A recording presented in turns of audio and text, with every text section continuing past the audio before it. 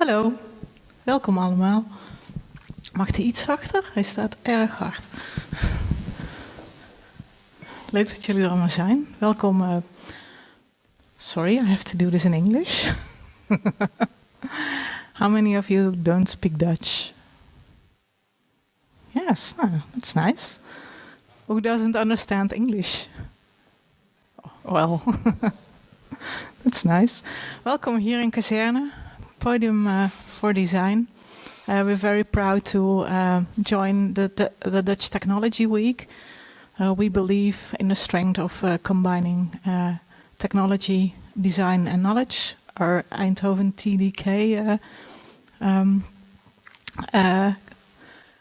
My English this day is too much. You know what I mean. Well, anyway, Joseph Grima from the Design Academy made a beautiful exhibition, and Jeroen Junte is going to talk to him. So I hope you have a pleasant evening, and if you have questions later on, please feel free to ask. Thank you, Annemone. Before we start, a small word to Annemone, especially the Kazerne. This is already the fourth exhibition they've done here, and they've had Lee Edelkoort, for example, and now of course Joseph Grima, who's done the Biennale of Chicago and Istanbul. Lee Edelkoort, of course, needs also no introduction. Studio Drift, now at the Stedelijk Museum. So I think, you know, I just wanted to make a big compliment, because the evening said that you might step over it, but I think some really great exhibitions are being achieved here in the Kazerne, which is really extraordinary. And I think this exhibition is definitely way up there. It's of a very high standard conceptually, also visually, and it also evokes a lot of ideas and thoughts. And that's why this evening, or this matinee, I should say, is being organized. I will be talking to Joseph for, say, roughly 30-40 minutes. After that, we will be joined by Jing He. She has made a beautiful project about the tulip vases of the 17th century, coming from China to the Netherlands, going back to China, and now from the Netherlands back to China and back to the Netherlands again. So it's sort of a cross-cultural and cross-historical project, which really fits in the idea that Joseph has put forward in Born at Night.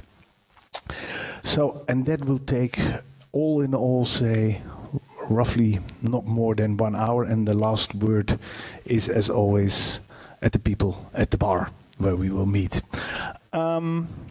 So I'd like to get started. I don't think Joseph needs any introduction. We've all seen the exhibition. We all know that he's the new director of the Design Academy. We all know he's from Space Caviar. What it is, we will discover, and some other things as well. Joseph, may I... Yes, very good, Joseph. Just last Twitter and last Facebook. It means for all of you, please keep your phones on. Do Twitter, do Facebook, do everything, Instagram, whatever. Just keep the sound off. May I have, please, a very warm welcome for Joseph Grima. Yeah, be careful. There's a glass of water. I have a small list of questions. Very small. Yeah. So, is it on? I'm not sure. Is it on? Can you hear me? It is. So how's your Dutch? That's the second time I've been asked that today, and it's even more embarrassing. So then you know the answer, right? Yeah, working on it. That's okay, working on. That's the diplomatic version. Just for my information, how long are you here now? How often are you here? How does that work? Between twice a month, depending on the time, depending on more or less what part of the year we're in. But yeah, sometimes even 3 times. But okay. Usually a couple of times a month. Yeah, and then you're here for like 2-3 days or something like that.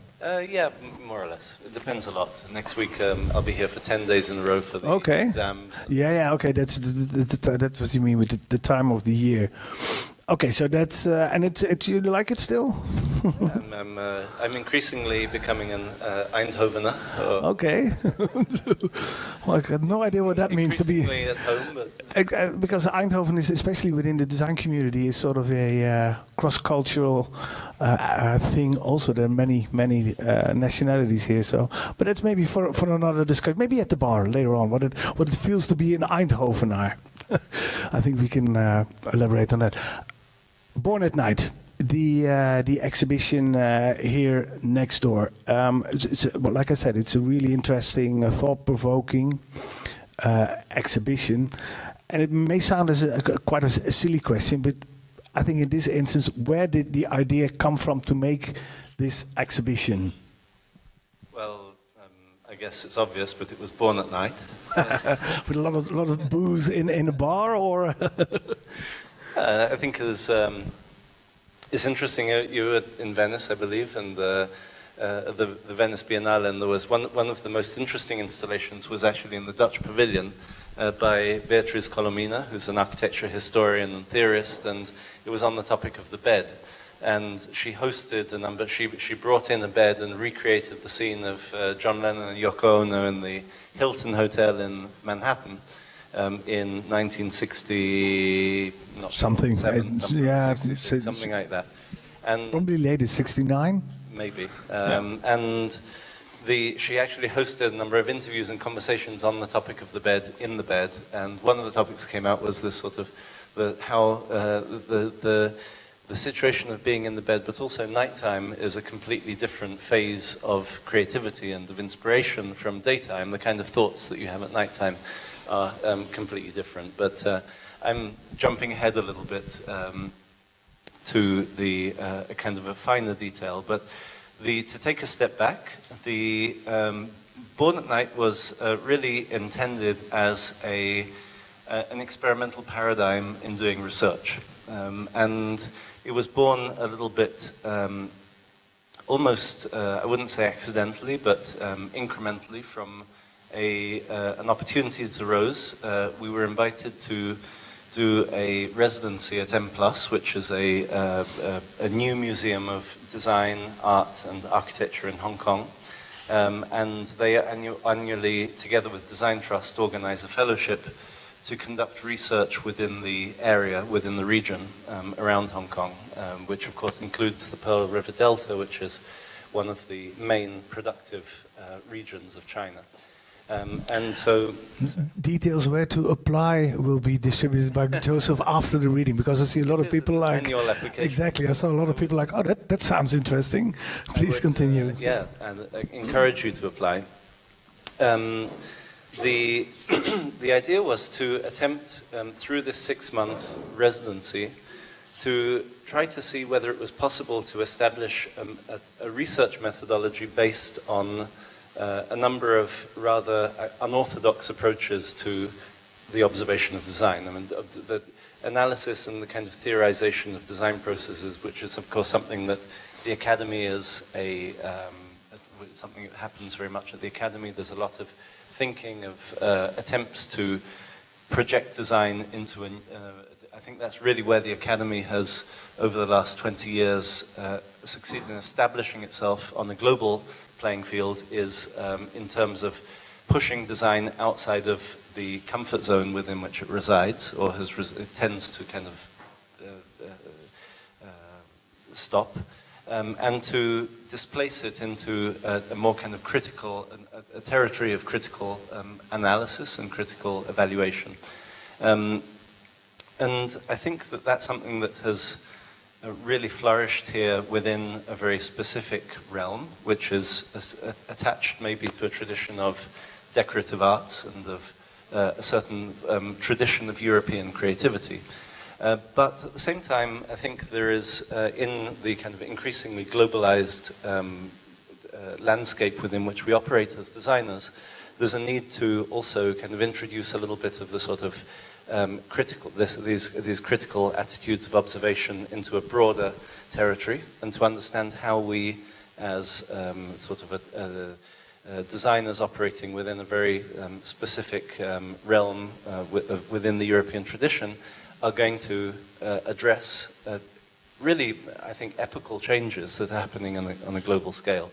So this project was really an attempt to develop, it wasn't simply about the scenario, the landscape that we were looking at of the specific region of Shenzhen, which I think we can talk about a bit more, what we were looking for. But it was also about developing a methodology that could also be applied to other places that was based very much on a kind of new empiricism, a new desire to observe reality for what it is as opposed to for what we expect it to be. And so I think in a way one could say that Born at Night was an attempt to reenact certain very courageous traditions within design and architecture, such as learning from Las Vegas, which I think has been a little bit overused as of course, learning from Shenzhen would have been the obvious thing to call it, but that would have the been book of Robert Venturi. Maybe explain a little bit what the general idea is, very briefly, what the idea of learning from Las Vegas is, what the parallel is to Shenzhen. Of course. It's actually, I think, a very relevant, I mean, it's a little bit like comparing oneself to Michelangelo. It's really one of the most influential books, and that's, I guess, why. It was in 1967, Robert Venturi, Denise Scott Brown, I should say, Denise Scott Brown, who was really the mind behind this process, together with her husband, Robert Venturi, and Stephen Isanor, they were teaching at Yale School of Architecture at the time, and they organized a field trip to Las Vegas. And of course, Las Vegas in these years, it goes without saying that it wasn't exactly considered a destination for the analysis of quality architectural output. It was a sort of a little kind of trashy, provincial, rather, how can I say, the epitome of tackiness in many ways. And so the idea that one could go there, travel there to conduct serious architectural research was deeply controversial. It was a very, very shocking thing to do. Nevertheless, they traveled there and they, together with their students, and they took an extraordinary series of photographs of the Strip, this long boulevard that crosses Las Vegas. They traveled out into the desert and photographed Las Vegas in the background. But they paid particular attention to the architecture of iconography that structures the city. So the Strip is, as you probably know, and you've probably been there, is flanked by a continuous array of huge, very, very aggressive, very loud signage that in a way constitutes a sort of, an architectural iconography that they argued had a very long tradition in architecture and that was the ultimate expression in architectural terms of contemporary culture. You could say they were the architectural counterpart of these pictures we some sort of way see here. That's again leaping ahead, but in a subtle way, yes, yeah. Exactly. And so they returned and they wrote up a book which was called Learning from Las Vegas, in which they situated Las Vegas within this tradition of a sort of a process, an evolutional process in architectural language and semiotics. And this had huge, they were also an incredibly successful, or became an incredibly successful architectural practice that produced a number of seminal works which was largely sort of situated within the tradition of postmodernism. And that then, in a way, led to, I think probably more in recent years, because this was like over 50 years ago, but the moment it really had impact, in fact, was, I would say, in the last 15 years, in which there's been this sort of explosion of learning from Dubai and learning from this and learning from that and learning from the other. Shenzhen. No, I'm sure there's been a learning from Shenzhen, there's been learning from anywhere.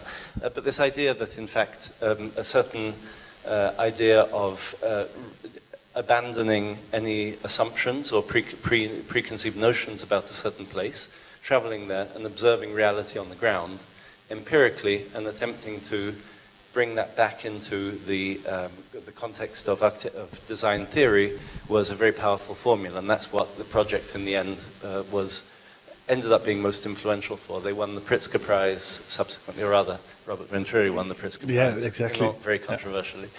And that then became a methodology that is now well established.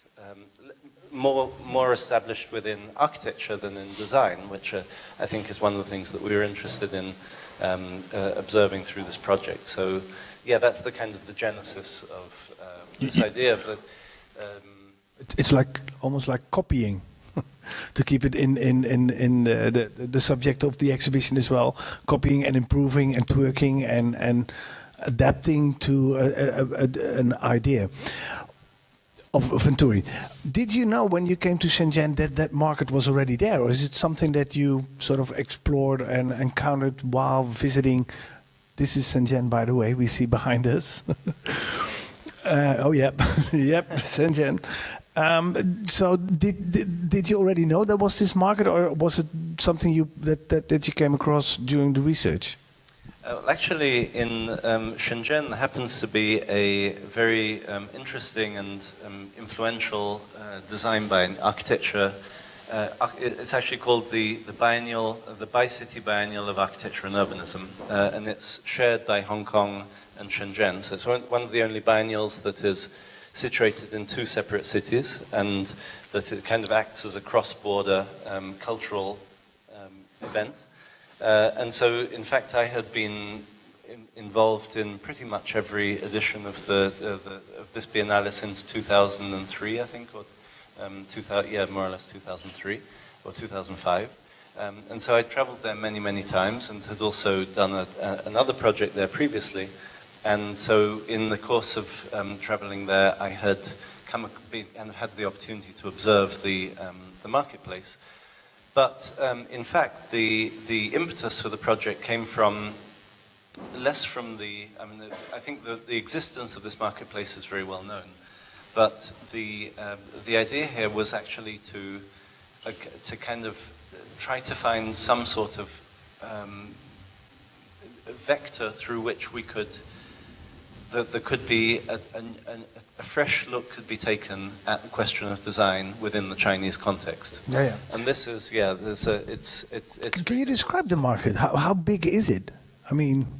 Well, I wanted to give a couple of premises before I move specifically to the market. The first is that the idea here was that so we kind of came to this idea of a sort of an expedition and had to think about what could be a mechanism for this, through which the observations on the ground could be captured. And so the way we set this up was the M+ fellowship was essentially enacted or carried out by myself and Martina Muzzi, who is here in the rear right-hand corner.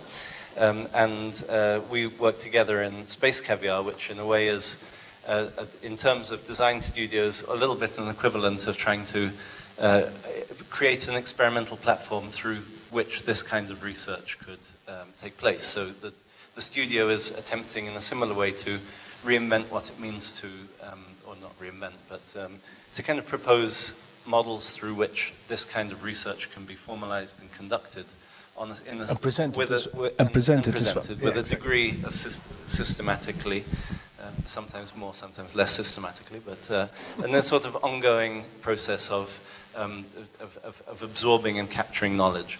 And so we set out there really together with very little idea of what we were actually going to find and how we were actually going to capture it. And we took with us a small digital cine camera. And this was, so that was really a very open-ended mission.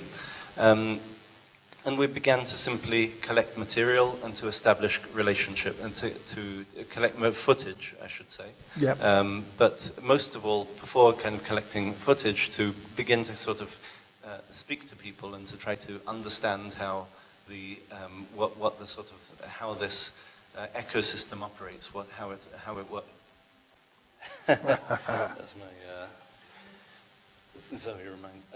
So this was simply, I think, a part of the idea was actually to not have a fixed idea of what would be the outcome. And yes, the marketplace was, in a way, rather than being an end in itself, it wasn't so much simply about trying to understand how this place works. It was more, in a way, a sort of avatar for the larger question of what design means within the kind of contemporary Chinese context. And so to answer your question, the marketplace is called Huachanbei, which means Huachan North. It's a district of the city of Shenzhen, which is, I would say, probably the size of central Eindhoven. It's a very, very, very large district, and it's also by now very central. But in fact, its origins were as a kind of a peripheral light industrial district of the city of Shenzhen, when the city of Shenzhen was much smaller. Because the marketplace was born probably in its kind of embryonic form in the mid-90s. And at the time, Shenzhen is a city that's essentially 30 years old. Just 30 years ago, it was a cluster of villages spread out throughout the Pearl River Delta region. And the kind of the transformative event was the establishment of a free trade zone that allowed this region to operate according to completely different rules of essentially market-driven rules. And that caused an explosion in the turnover of the resellers, the retailers that were operating within a certain district. So the marketplace grew and grew and grew, but of course at the time it was what was a peripheral region is now dead center of Shenzhen. Yep. So interestingly, it's now actually being displaced in itself. But today you can see there was a photograph before. You could see it's essentially a cluster of quite medium to high-rise buildings, quite densely clustered around this neighborhood, and in fact, next to a main, one of the main axes of that district of the city, and then is increasingly, in fact, probably has already reached its zenith and is now beginning to be displaced by retail and other kind of high-margin operations rather than the. But anyway, the marketplace is essentially towers with areas, buildings that are specialized in a number of different things, everything from single components all the way up to completed. So it's more like a small neighborhood than it's actually marketplace as we know it. Like different buildings connected and alleys and everything. That's actually very similar to the marketplace as we know it in terms of, if you think of, I don't know, a food market in southern France or something like that. If you leave aside the sort of the architecture of the market, exactly, so stalls along the street, but you imagine that inside buildings with but it's multiple buildings, this market. Okay, entire district. Exactly. In that sense, it's not like a regular market. It's scattered around over different buildings, alleys in between. Some of which are very tall. Most of them are kind of medium size. But you also get completely different types of activities on the street-facing side. Some are layered. And it's kind of interesting, the hierarchy of with the highest margin retailers get the street front areas.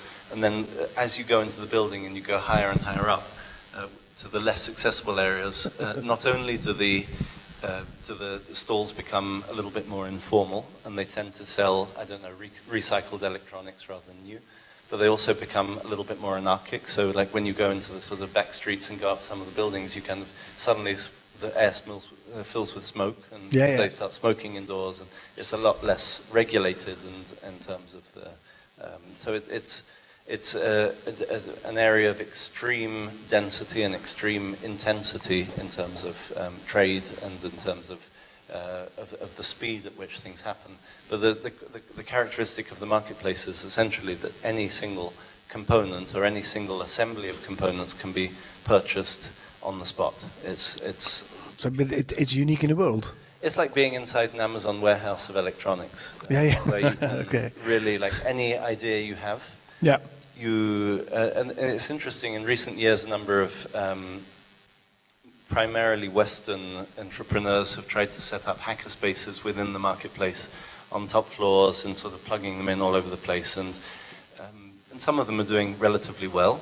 And the people who are working in the sort of designers or entrepreneurs working in these hacker spaces say that in many ways it's really a dream environment in the sense that you have immediate availability of any component you can imagine. Exactly. Otherwise would need to be If they don't have it, operated they'll, on a speed that is... if they don't have it, they will invent it. Something like If you that. don't have it, then the guy next door will have it. He'll Or find it somewhere. Yeah. You find it somewhere. If they don't have it, they get it nowhere.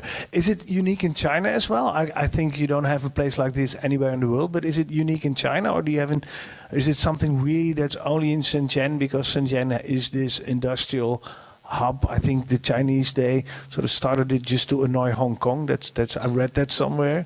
Because if we can't have Hong Kong, we'll build our own Hong Kong just across the river. So is it something typically about Shenzhen? At that scale, it's by far the largest electronics market. There are many others for sure, but in the sort of within its own realm is by far the largest, no question. But one of the interesting things is that now, of course, the principle of this market was that you would be able to go there and you'd be able to find all of these components. There was a certain sort of economy of rapid exchange in which the proximity was relevant, also because there was no internet. And now the internet, of course, is undermining the raison d'etre of the marketplace. But also the vitality. And as a consequence, the vitality. Exactly. It was very interesting, actually, because what's occurring now is that as increasingly trade moves online, even the kind of the relatively low cost of renting a stand within the marketplace is becoming an obstacle to keeping your margins low enough. So to profitability, essentially. So in fact, now increasingly all of this retail is being kind of relocated to peripheral villages, or is increasingly based on logistics rather than proximity. But what's interesting is actually there was a sort of a metric of somebody was telling us that you could really tell how profitable a certain area was by the number of packages that were in the corridors. Because they have these very narrow corridors that you walk down, and the number of packages that are stocked up there ready for shipping is increasingly becoming a logistics hub instead of kind of a one-on-one retail hub. So you have like literally hundreds and hundreds of different small little stalls, some a little bit bigger, some more successful, some smaller. They only sell components, or they sell products as we've seen, for example, here on the banners as well? Well, to go back to the kind of the reason of our interest in this, it wasn't so much, I mean, of course, the marketplace does have an undeniable mystique, and it's incredible.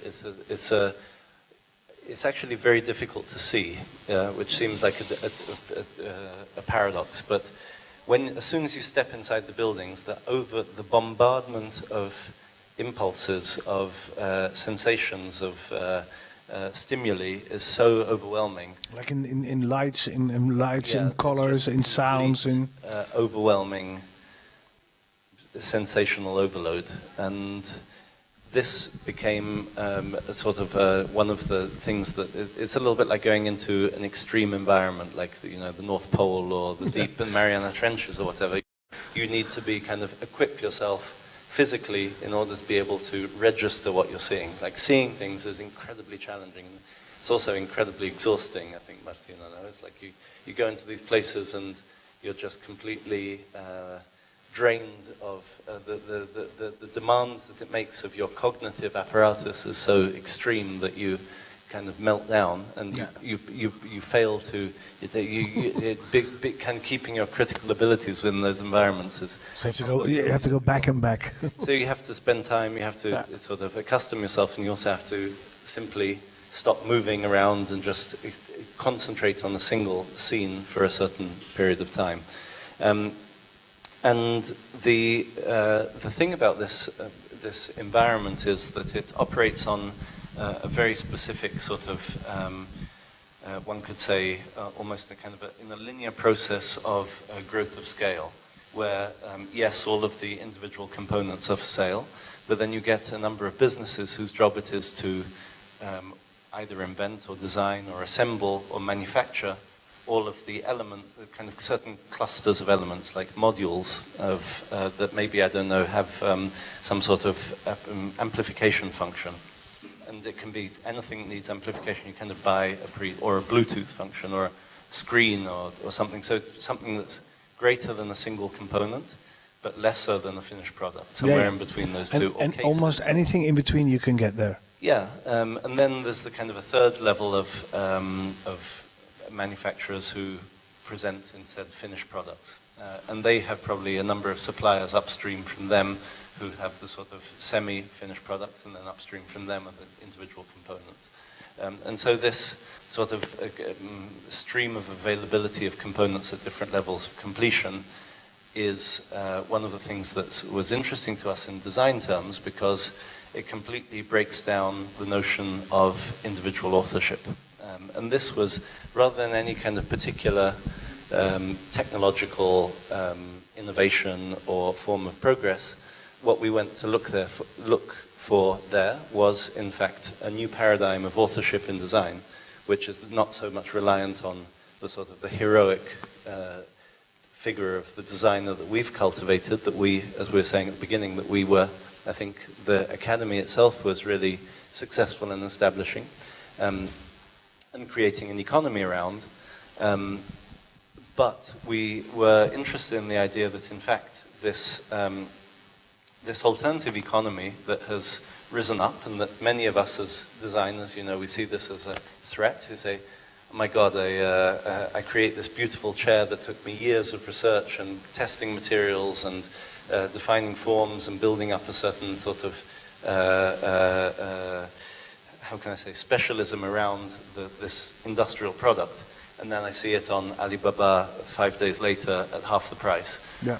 This model, of course, also relying heavily on the added value of my name as a designer, is under threat. It's something that's kind of increasingly, and there's an ongoing attempt to kind of legislate the problem away, to say, oh no, well, we make copyright of this and slap on import duties on that, and we're just kind of try and find all of these fixes because the wicked Chinese are undermining our economy. And our intuition instead was that, in fact, going back to the origin of this so-called wicked imposter abusive system was, in fact, rather than being simple exploitation, there was an underlying fundamentally different philosophy of design, which contained an entirely different and new and unfamiliar set of opportunities and possibilities. What we call here co-creation. I mean, this is co-creation.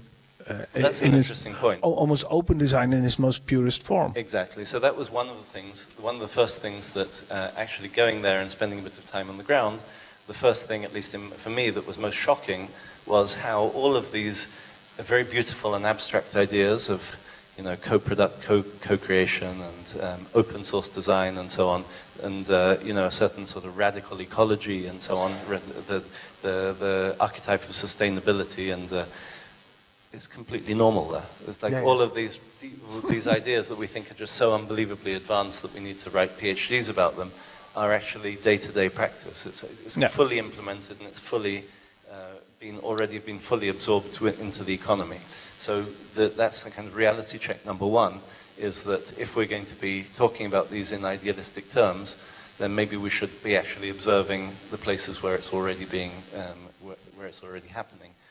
So this is one of the lessons that say the designers here in Europe at the Design Academy, for example, can learn from this specific situation in the Shenzhen electronics market. Well, I think the first thing is to sort of check our hypocrisy in terms of sort of idealizing all of this notions of the sort of the heroic figure of the hacker, and how we need to introduce disruption into our industries, and praising all of this, while at the meantime slamming and completely demonizing what's coming out of China at the present. So there's that sort of contradiction which I find problematic, and that we were attempting to sort of check a little bit. But on top of that, we were really interested in what was clearly and obviously the largest hackerspace in the world. It's like a city-scale hackerspace that is just going on and producing, cranking out stuff on a daily basis. and yet nobody's really paying attention to it other than in a certain sort of voyeuristic form of spectacularization, or even Orientalism, if you like. Yeah. And, Well, these are very important and I think very interesting lessons that can be learned. The open design aspect, the discussion about the authorship, maybe is the impact and the importance of the designer as an artiste is maybe over exaggerated. You really got me into that. But then at the same time, if you look at the products, I'd say we see capitalism in one of its most ugliest forms. Aren't we romanticizing this idea of an open design electronics market as a hackerspace where the designer is just like one little player in a much bigger role? I think I think this exhibition is a deliberate provocation. Doing it here in Shenzhen, where we're sort of exhibiting and glorifying these €5.99 lanterns, is an obvious provocation to a city that has built its history on the sort of a tradition of design excellence, and especially of added value in terms of quality of innovation.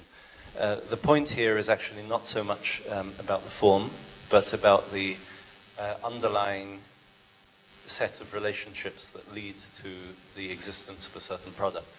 So, for example, in the case of these lanterns, what is interesting to us is, in fact, the idea that the lantern is the notion of the lantern as an icon of a methodology, which is based on a total modularity, a total sort of freedom from the idea of ownership of a certain typology, but an incremental improvement in which, I don't know, you could take the set around us in here. These lanterns became very popular with, obviously, the arrival of LED lighting to kind of dramatically reduce the cost of producing lighting. That, combined with compact and affordable and powerful lithium batteries, was an interesting combination in terms of how it could make a product that was, until then, quite expensive, heavy, the very limited duration, could be actually kind of produced at scale with at extremely low cost, probably just $1 or $2 each at the most, probably even less. And from there, if you kind of look, for example, at this set over here, there's something really, the brilliance of this design, which of course is completely impossible to establish who it was who came up with this design originally. And of course now they've also made it into our local, I've increasingly been seeing them around in the sort of Chinese or dollar stores around Europe. Something kind of incredibly beautiful and brilliant in terms of, it's a spherical lamp that's called the Eclipse because it has two, there's an internal sphere and an external sphere, and by rotating the internal sphere, which has one of the sides cut off, you can essentially, it's a sort of like a mechanical dimmer in a way, where you can modulate the amount of light that emanates. And this is one of the kind of great design masterpieces of Italian design of the late 20th century. And this lamp operates on exactly the same principle. Rather than introducing electronic dimmer, you can simply lower and raise the head of the lamp in order to modulate the amount of light that emerges. So if you want to have if you're inside a tent and you just wanted a glimmer of light to keep it. So that's the first element, and so you kind of you switch it on by pulling it up, and the light comes out. But out of the success of that single product, where millions and millions and millions of injection molded cases or whatever were, the cost of this casing came down. Suddenly somebody else thought, well, here we have a lithium battery and a LED. We could just like stick a USB port on the side, and it could also be a phone charger.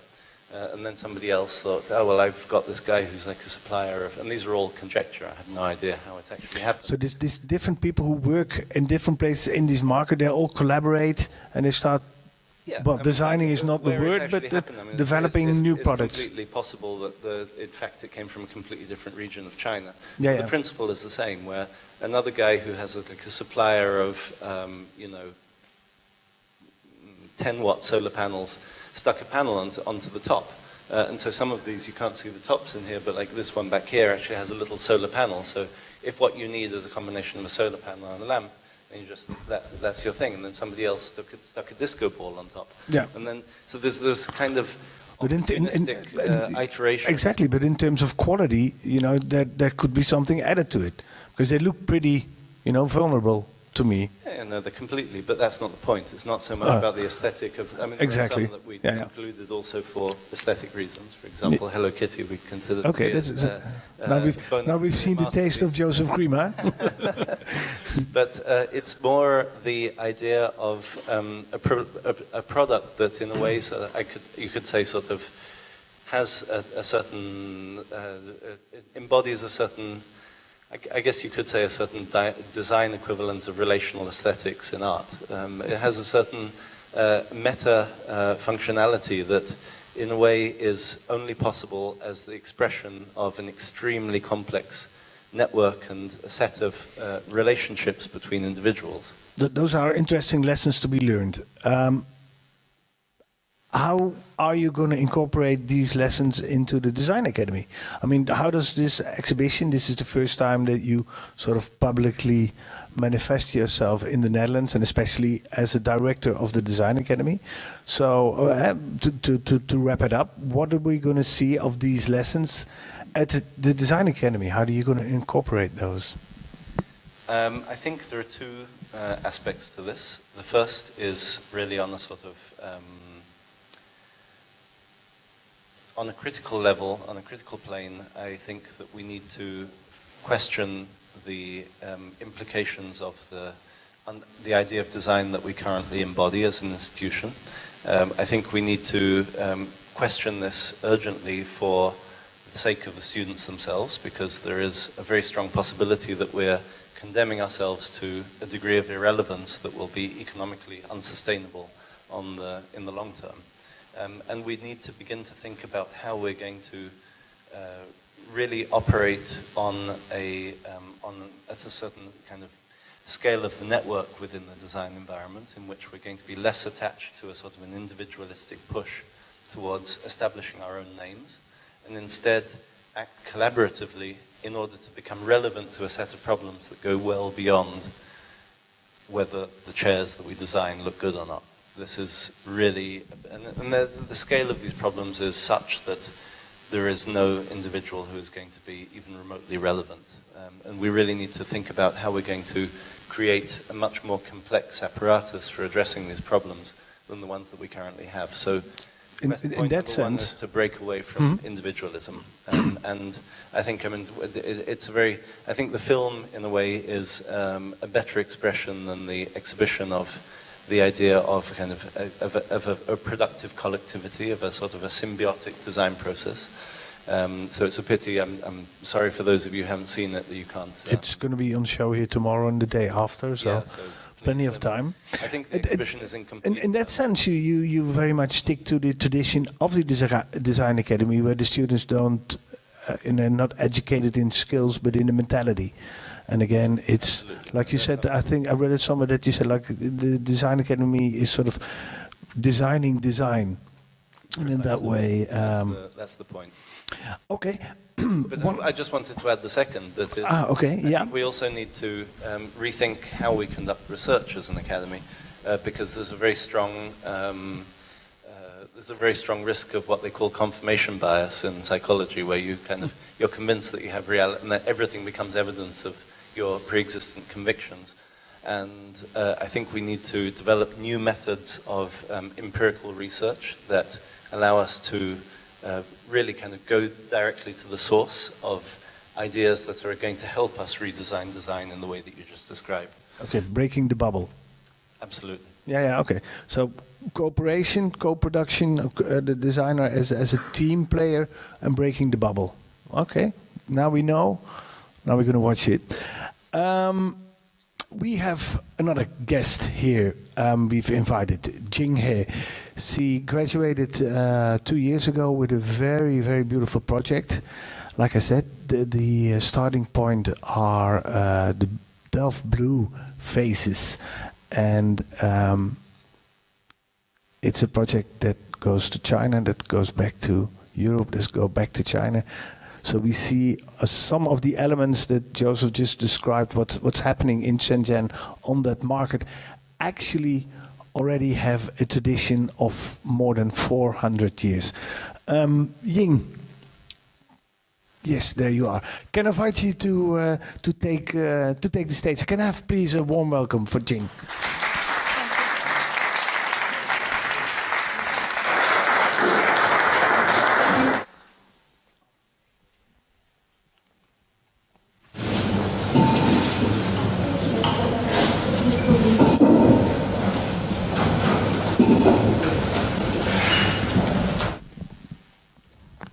Good afternoon. My name is Jing, and I graduated in 2016 from Design Academy. And today I'm going to talk about my graduation project called Tulip Pyramid: Copy and Identity. Now I show you a picture of a community. If you see the image, probably it's a European town, but actually it's a community near my parents' place in China. And in the behind you can see a sort of modern Arch de Triomphe. And this kind of European style town is very popular in China. And beside of the copying of architecture, and you can see lots of, in the Chinese local market, there's a lot of fake product as well. Here is some example to show that people alter a little bit from the original to avoid copyright issue. And because of millions of this kind of product in the market, it also brings sort of identity crisis to Chinese designers. And for many years, we discussed what is Chinese design and what is made in China, what is designed in China, all these questions. So the copy phenomenon in China became my starting point of my project. And I started to research why this happened in China. And I realized it's not that, it's not only about simple copyright issues. It's also about politics, economics, and the history of the country. And in 2015, in Rijks Museum in Amsterdam, I saw this porcelain plate in the exhibition.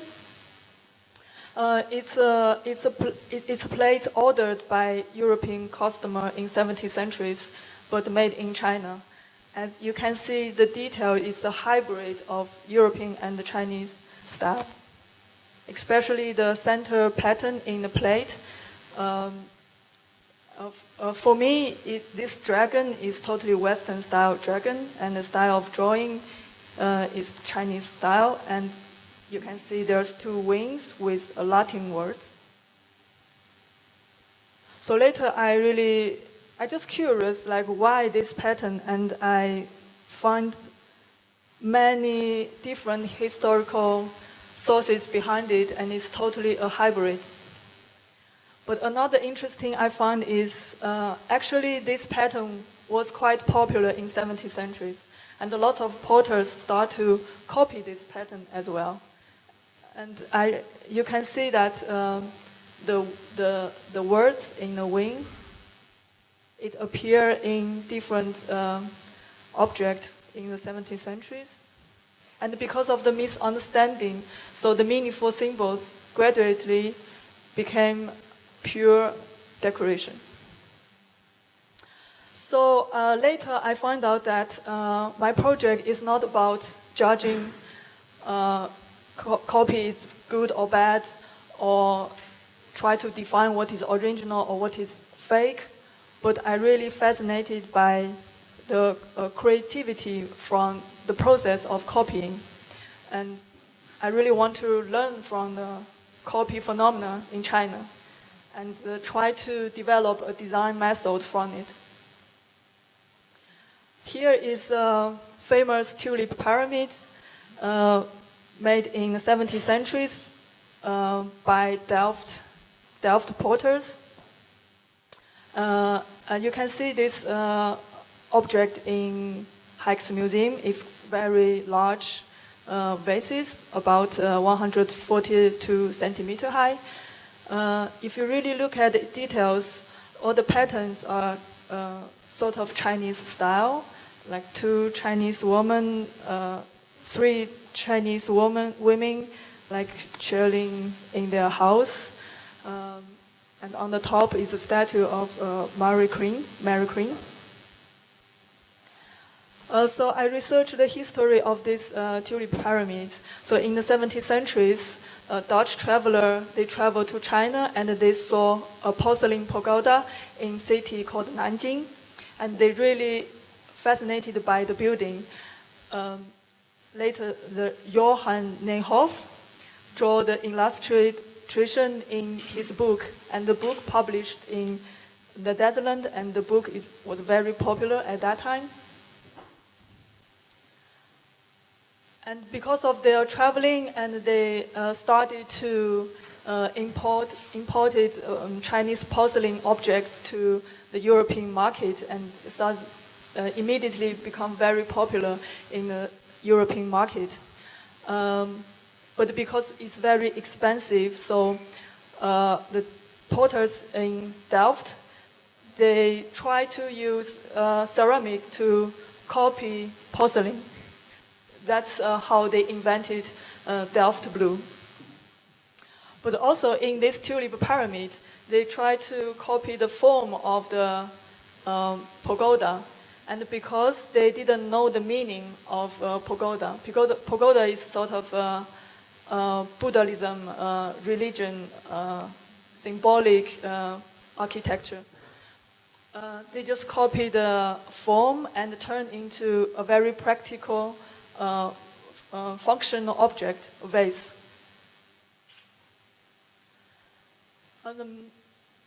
Because Delft potters can make such beautiful objects, but still some rich people want to have porcelain version. But at that time, Europeans didn't know how to make porcelain. So businessmen, they brought the design back to China again to ask Chinese potter to produce the design. So in V&A Museum, you can see some small tulip pyramids made in China with porcelain. So later this process stopped because of history reasons. So I thought, yeah, maybe I can continue the history. And as a Chinese, today I can copy the tulip pyramid again. So later I decided to make a pair of tulip pyramids. In the left side is collective work. On the right side is my, it's a pyramid made by myself. I want to show my personality. So first I will talking about the collective work. Because the work is about identity, so I thought if I only talk about my identity, it's not enough. So I invited other 5 Chinese designers to work with me, because the tulip pyramid is by stacking. So in total, we have 6 designers. Each of us can make 2 layers. And I give them my research, and I give them the size, and I ask them to stick on the blue and white color. And this is the result of the project. And because there's lots of story in there, so today I only talk about 2 details. One is I found a ceramist in Jingdezhen. Jingdezhen is a city that produced porcelain products in 17th centuries, but nowadays it's still a porcelain town in China. And I found this ceramics, and I asked him to copy 2 layers of the tulip pyramid. On the left is a photo of the original tulip pyramid in Rijksmuseum. And I just sent him the photo and the size of the sketch. And later he told me my sketch is totally wrong.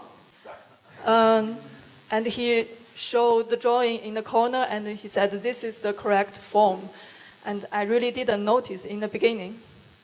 And he told me that if I really want to make that square shape, it costs me more time and money. So I have to decide what to do. So later I decide, okay, let's stick on the wrong sketch. And it is really, it was a really important experience for me because I realized the transformation during the process of copying is not only about aesthetic decision, it's also about time and also about money and lots of practical reasons. As you can see, on the right side is what he made in the end. And later I gave these 2 layers of porcelain vases to another Chinese designer. And he at that time, he was interested in the misunderstanding during the copy processing. And, but he thought nowadays, because internet, because of knowledge developed very well, compared with in the 17th centuries, misunderstanding in cultures is not that easy. But he found out that the AI system from Google Deep Dream can really misunderstand people's image. As you can see, we upload this image to Google Deep Dream, and this is the image the AI system gave back, because the AI didn't understand the content of image. It just recognized some details in the image, and so it showed many animals or weird plants inside. So later we 3D scan the porcelain object and put all the photos we scanned into the Google Deep Dream, and 3D printed out one very strange object, which is show the misunderstanding from AI. So as you can see, this is 2 details from the tulip pyramid.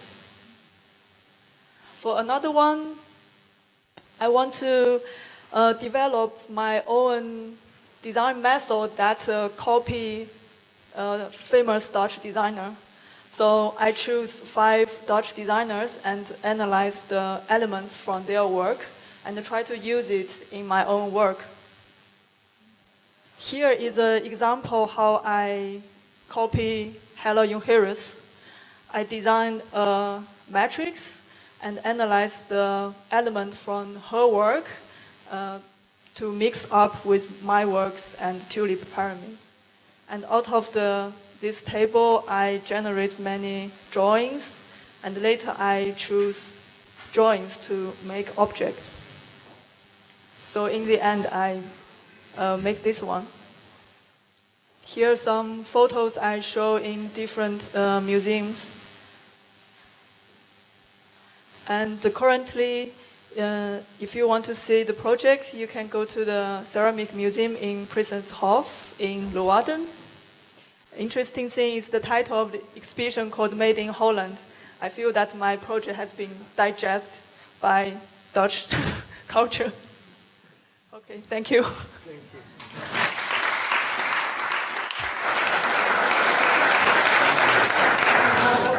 This is the thesis I made, and you can have a look.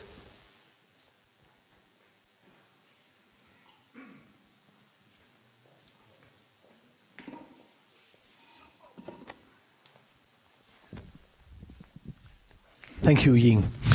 Very interesting, very interesting. What struck me when you had your presentation, that this project, these 2 tulip vases, they as well sort of cherish the idea of the copying, and that copying can really make innovation, can be innovative and everything. But at the same time, it also emphasizes the very valuable aspect of the individuality and also the cultural aspect. That if you look, for example, at these lamps, they're anonymous and it's very difficult to attach to them. They break down, you throw them away. But for example, if you see how it's made, by whom, who designed it, and the whole cultural aspect, objects become beget a true value. So there is, in some sort of way, there is a limitation, I think, to anonymous and also copied design. Do you agree on that? Do you also feel that or what are your ideas on copying? Yeah, it's very difficult to answer. Yeah, of course, if you know this object designed by a famous designer, then I cannot see the value. Maybe the price will be much higher. Yes. Well, that's what struck me when you were talking about Shenzhen. That of course there's a very strong something. You can say something about that. It's good to work in teams and the end of the authorship. But at the same time, it's then you become only emphasizing the economic value of design. But isn't design also about culture, about stories, about relating? One of the things that's interesting is that we have this sort of culture within which authorship is celebrated, and so we kind of operate on the assumption that it's always been celebrated. The reality is that, in fact, the idea of authorship is you could say, more or less quintessentially modern invention. In fact, it's very interesting. There's a book, the first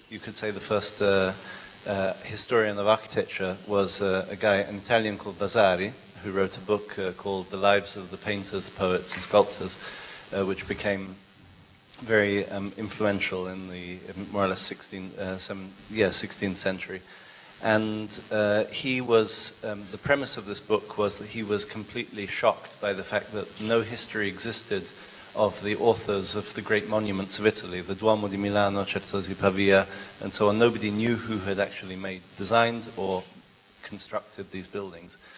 And this was, in fact, the status, the de facto reality of more or less forever, that the individual artist was never celebrated, but it was a collective effort that was, in a way, a sort of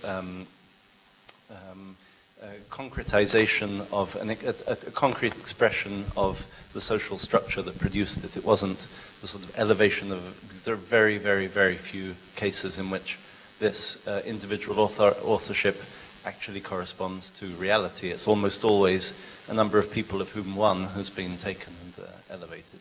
So I think that the idea of this sort of singular authorship is a myth.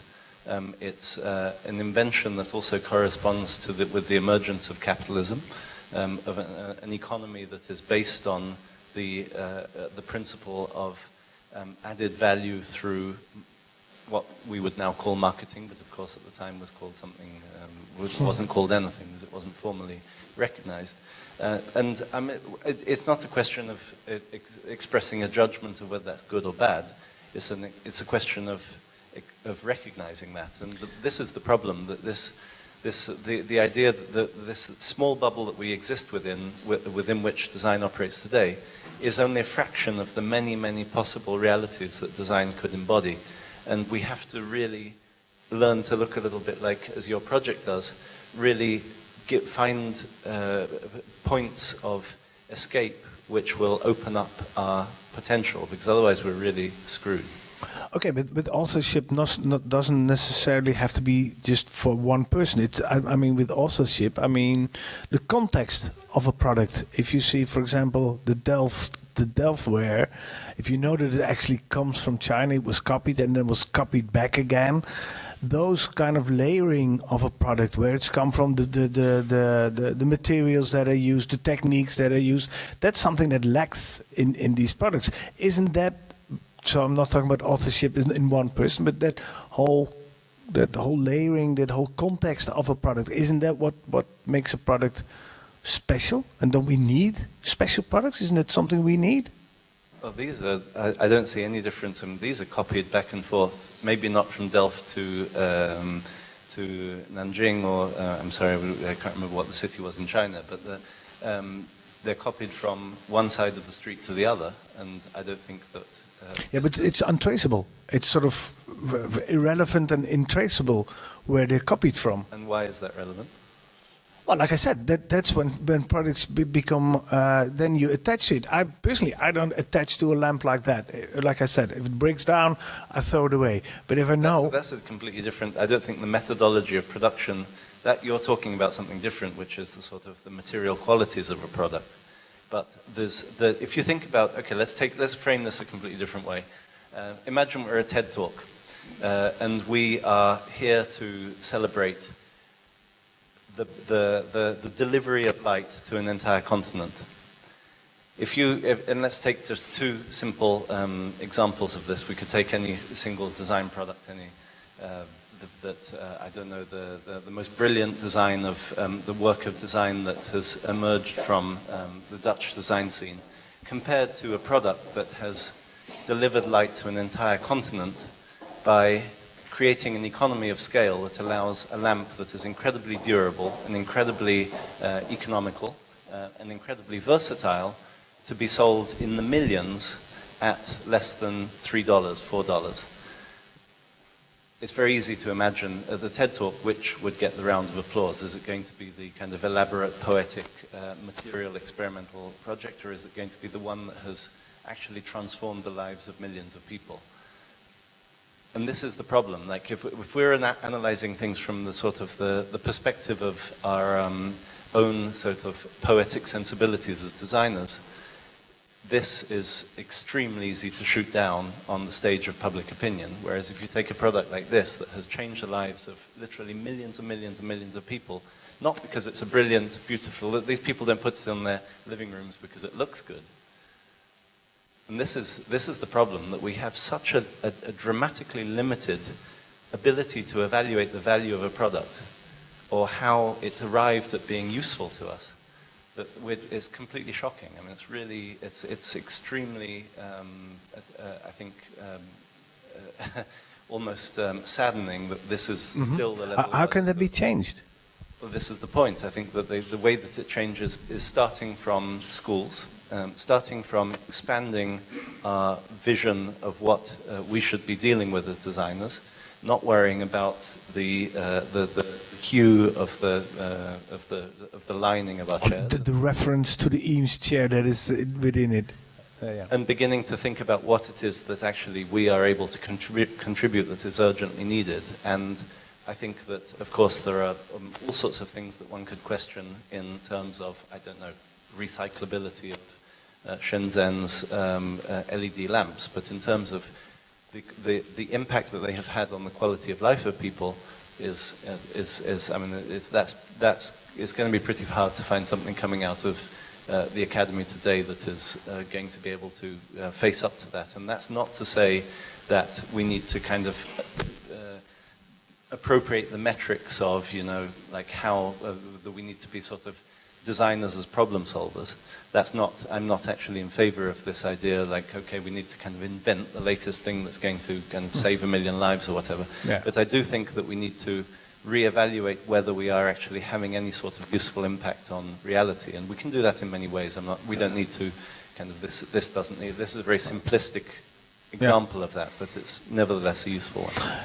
Jing, Joseph has taught us many things we can learn from China. Do you think the situation in China, the industry, and maybe also the designers, what can they learn from, say, the traditional view on design that is here in Europe? What can they learn from us? Do you have any idea on that? How Chinese designer learn from Western? Sorry? You mean how Chinese Well, for example, I'll be the devil's advocate. I say, like, I'm big fan of design which has authorship, design that has a cultural value, design that makes a reference to EMC, because that cultural reference makes me at ease, makes value to my life. From that aspect, is that something that the Chinese can learn from? I don't know, but about authorship, collective authorship, because I think it's an interesting topic. Also in my project, the collective work, like we consider it's a collective authorship, and but it has to be really related to how we share the money and other stuff. I find it's really a struggling. It's also interesting for me to play with, during the research, I thought about collective authorship because before China joined the global market, that's how we get rich. And before that, in the 60s, we have this communism tradition. Maybe everything is collective authorship. So. Even one of the women get a Nobel Prize in medicine, and many her former colleagues very angry because it's collective authorship. People knew that she is the first one who invents the medicine, but during that time it's collective authorship. Yeah. So nowadays, like. People start to, getting used to these copyright laws, because the history of copyright law is not that long. It's 100 years, but it's officially introduced in China is 1992 something. Okay, so that there are official copyright rules in China. Yeah. Okay, and already for 25 years. Okay. So yeah. But lots of struggling there. These days also, there's lots of blog or self-media to report the copying or fake in China, like every day. I also really follow the updates. Do you know of any, you saw the Abi Bus and the Heike and all these Western projects being copied in China? It's a question to both of you. Do you know of any project that here in the West are being copied that are coming from China, like 400 years ago the Delft were? Are we in the West, are we neglecting China for the wrong reason? I mean, should we look more at China, or do you see any examples of how we copy China in a positive way? The porcelain pagoda in Nanjing, and there is one copy in UK. And someone just built up a Chinese garden, and and they copy one of these pagoda there. But I think it's sort of orientalism work. It's just for fun. But honestly, in China, in the past 30 years, we copy Western world because we look upon it.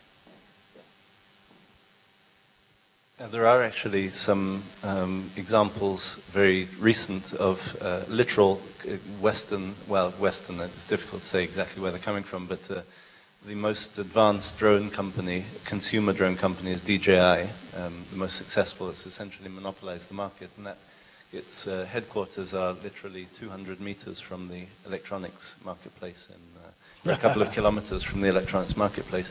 And DJI has been so successful in monopolizing the global drone market that it's now, its most recent consumer drones have become icons in themselves. And you start to get second generation sort of knockoffs of the Mavic or the Air or whatever the latest one is. The DJI has a pretty, I would say, unassailable monopoly of that market. So that's what happened when the Western take the Chinese innovation. They immediately monopolize it and close it, they make it a secret. Is that what you mean? The whole question of copying and the sort of rip-offs and Heike and Abidas and whatever.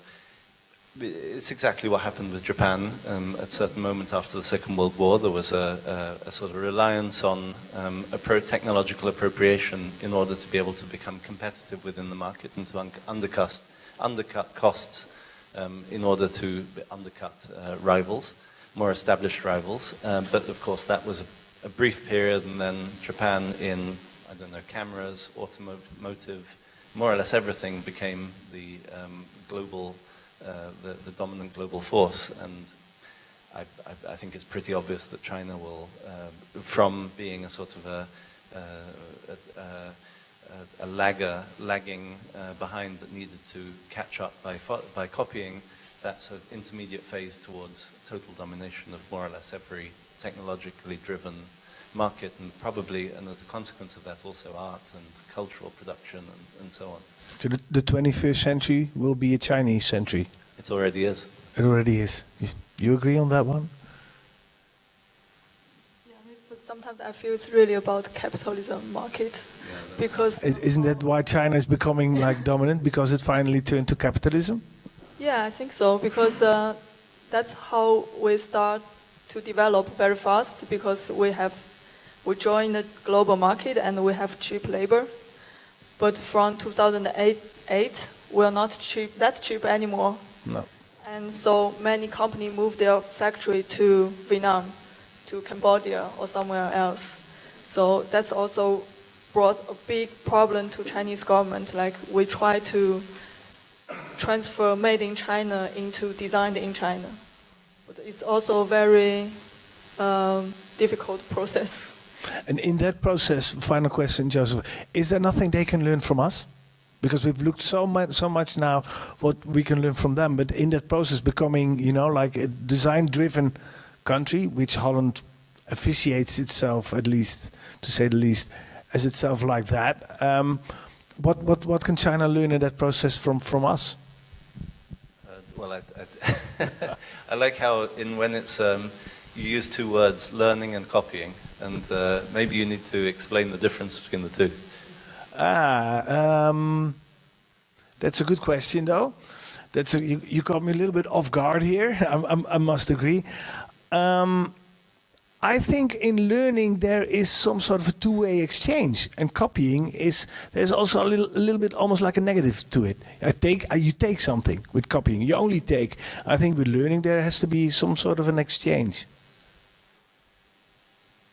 I think the bottom line is that we no longer set the rules. And so we can call it what we like, we can call it learning, copying, whatever we want. It doesn't matter. No. It's our time is... They don't need us, so to say. To some extent over. I think it's interesting to sort of relate this to what's going on, for example, most sort of visibly in the news recently in the US, and the whole sort of America First policy. And on the one hand, and then on the other hand, the One Belt, One Road project that's been recently announced within China, which is an infrastructural project of a scale that is very difficult to describe and impossible to comprehend. It's literally a transcontinental logistics operation of a scale that has never been seen on this planet before. And so on the one hand, you have a retreat of a country that is afraid to essentially afraid of what is coming from elsewhere and is attempting to protect its interests by building walls and by enclosing in itself and putting itself first and establishing